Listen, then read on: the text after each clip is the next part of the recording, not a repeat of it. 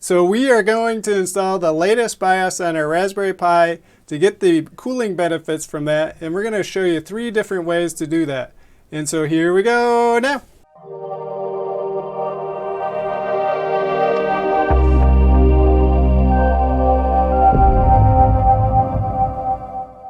And a special thank you to all my patrons who, without your support, this channel would not be possible. Thank you.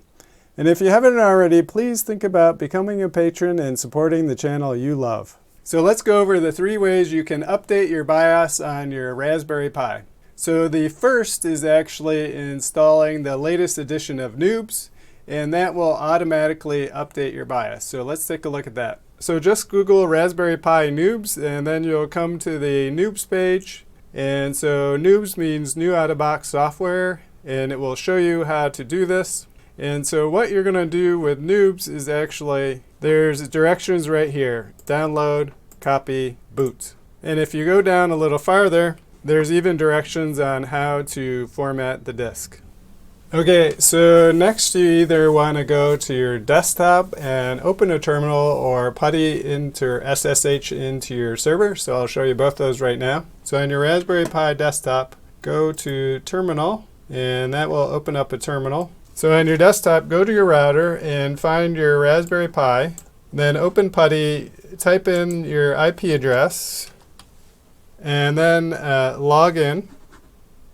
So from here on in, the directions are exactly the same for both. Just make sure for your Raspberry Pi to enable remote login, you have to have SSH enabled.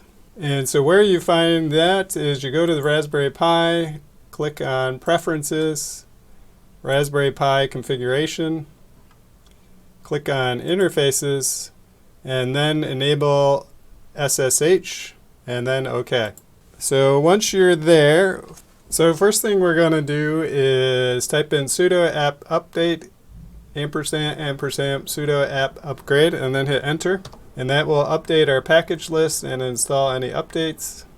So next we're going to install the latest Flash tool, and so we're going to type in sudo apt install rpi-eeprom space rpi-eeprom-images, hit enter.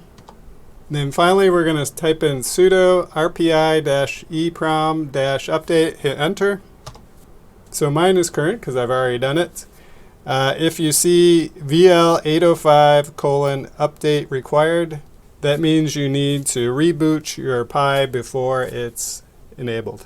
And so that's just a quick update on how to update your Raspberry Pi to the latest firmware for your BIOS. And hope you have a nice day. We'll see you next time. Bye-bye.